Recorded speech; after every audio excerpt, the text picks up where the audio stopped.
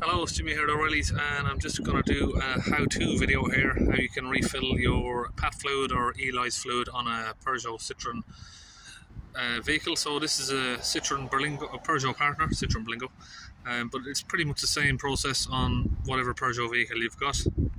So I'm using a Launch Eurotab 3 scan tool here, and what I'm just going to do, there is no fault code for this now at the minute. He just wants it filled up before he goes on a European tour. You don't want to be running out of Eolys while he's out abroad. If we go to sort of live data, I'm sure we can find the level of the calculated additive that we have. Additive reservoir volume, be one of those. Amount of additive in the additive tank. So I'm pretty sure that means we got 690 milliliters of fluid in there, and what we're going to do now is we're going to fill it up. So it usually takes roughly around about 3 litres, I think. Okay, so just reverse the vehicle up on some ramps. What I like to do is leave it in gear, handbrake up, and something against your wheel there to stop it rolling. So just by the driver's side on this vehicle, this is a right-hand drive, we have the Eolys tank right there, or PAT fluid tank, whatever you want to call it, diesel additive tank, and we have a little cover here with a few 10mm bolts that need to be removed, right there and there.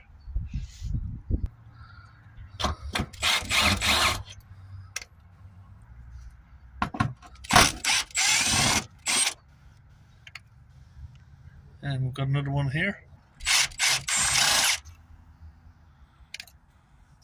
Now we should be able to just take down this plastic cover with a bit of persuasion. That's down.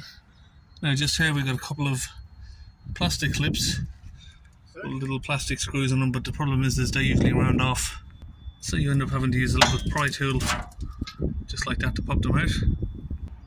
And that is what we're looking at there. You can see it sort of rounded off. It's just a little plastic clip. Now if we look just up here, we have a 13mm bolt, so we'll get that open.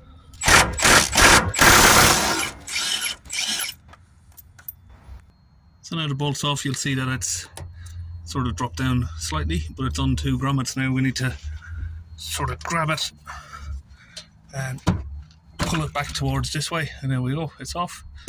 Just now we can disconnect the plug and the fuel line here. Squeeze the fuel line from both sides. We got that out. Or the, well, additive line, sorry, not fuel line, whatever you'd like to call it. So now with these electric plugs here, the clip is in the back. You can't get your finger in there unless you're, I don't know, tiny, but no, it's impossible. So I use a little pick here just to pull the plug off. And what that pick does is it just goes in behind there. Just trying to show you. Pick will go in behind there and grab that little plug there. Just grab it and pull it up with the pick, and then it'll release.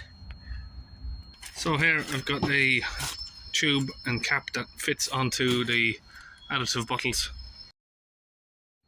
Okay, I've got the tank here. I've just used a bit of brake cleaner to clean off the dust around the area. I've put the cap onto the refill bottle for the fluid. Now we can squeeze these 2 tabs again and release this. Now we'll get this fuel line here and just connect it up if we can. My hands are a bit slippy there. So just like that basically. Now on this particular bottle we have a little breather hole there at the top, so what we want to do is make sure that that's upright and just tip it up, and it should sort of feed that fluid in just by gravity. Now you can give it a little squeeze here and there just to help it get in, but if you squeeze it too hard you will spill it.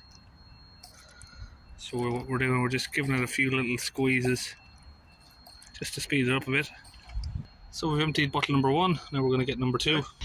And the same process again. Now we just make sure we're getting all of this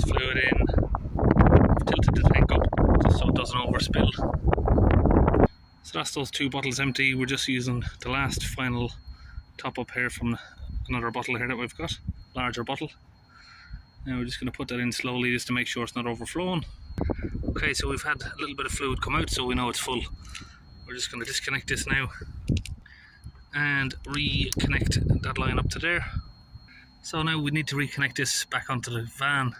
You can see these little tabs here where we pulled it off before, so it pulls to the side and it drops off of these clips. So we need to now push it in this way so these little tabs clip in. And those are the 2 little white tabs there where they lock into, just on the fuel tank. Okay, so what I've done first is connect up the plug and the little fuel line there that would back to the pump, and then we have just pushed it over, clipped it in.